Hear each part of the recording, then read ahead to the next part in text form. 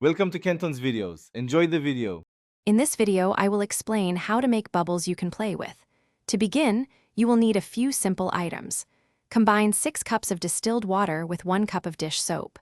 Then, add 1/2 cup of glycerin or corn syrup. Stir gently to avoid creating too much foam.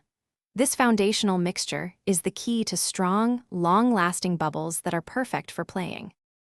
To make your bubbles even more robust and less prone to popping, consider a few enhancements.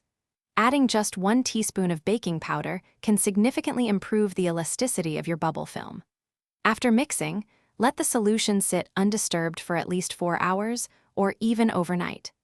This resting period allows the ingredients to fully integrate, resulting in a much stronger and more playable bubble. Ready to make some truly enormous bubbles? The secret lies in your wand and technique. You can create a giant bubble wand using 2 sticks and a piece of string tied into a loop. Ensure the string is fully saturated with your enhanced bubble solution. Then, move the wand slowly and smoothly through the air.